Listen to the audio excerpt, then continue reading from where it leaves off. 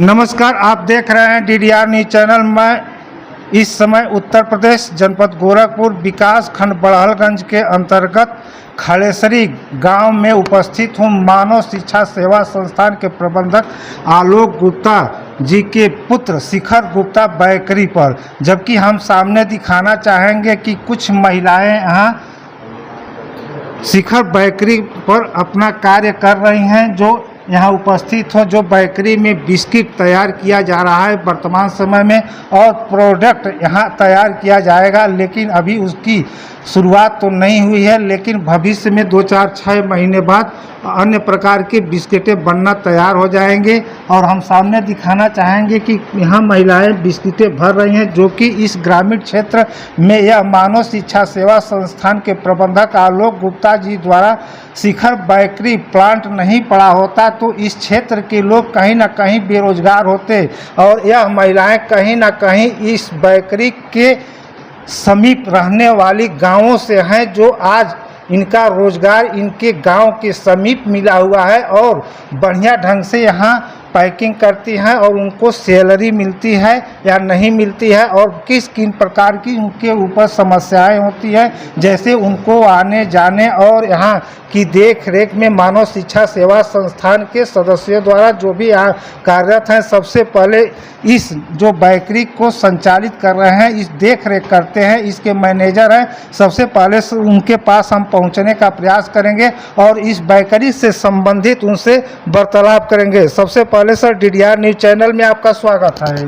बहुत बहुत धन्यवाद सर। ये बेकरी शिखर बेकरी कितने दिनों से इस क्षेत्र में संचालित हो रही है? जी, बेकरी का फैक्ट्री लगभग 2 सालों से यहाँ चल रही है और यहाँ अगल बगल बहुत सारी महिलाओं को रोजगार भी दे रही है। कितने प्रकार के यहाँ बिस्किट तैयार किए जाते हैं? बिस्किट लगभग 5 से 6 प्रकार के बिस्किट तैयार किए जाते हैं।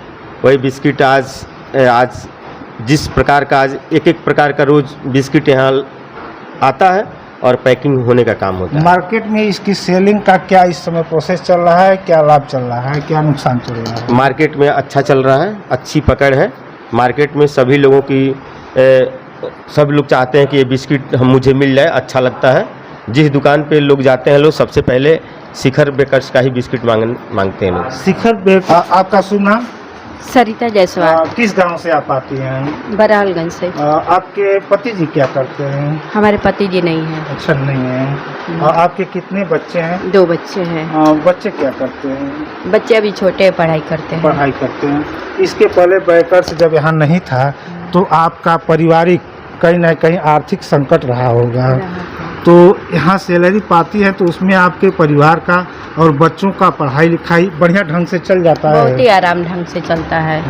तो आलोक जी को आप क्या कहना चाहेंगी, जो इस बेकर्स की देख रेख करते हैं और इसके एक संस्थापक हैं? सबसे पहले मैं आलोक जी को बहुत बहुत धन्यवाद देना चाहती हूँ कि उनके जरिए हमें रोजगार मिला, ताकि हमारे बच्चों का पढ़ाई लिखाई खान पीन बहुत आराम से चलता है। और ऐसा रोजगार है कि साधन आती है, लेके जाती है और फिर छोड़ती है।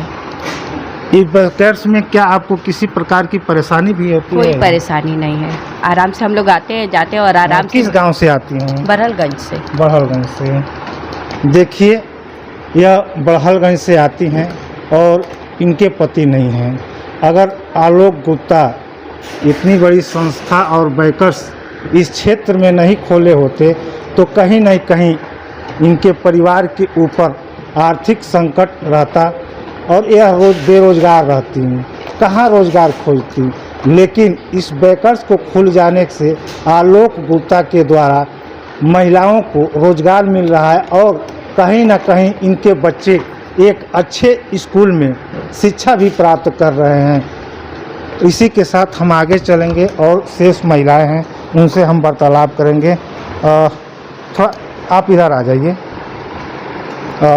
आपका क्या नाम है? राधा। थोड़ा तेज बोलिए। राधा।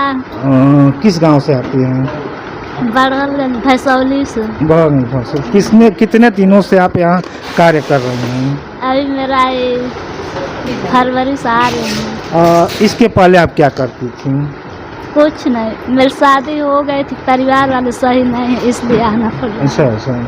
तो आप अपने घर नहीं रह रही हैं, अपने मायके में रहती हैं? हाँ। आपके पति जी क्या करते थे जिससे आप अपने मायके में रह रही हैं? कुछ करते नहीं है, घर पर रहते हैं। अच्छा। थोड़ा दूसरे टाइप के हैं। आपके माता पिता क्या करते हैं?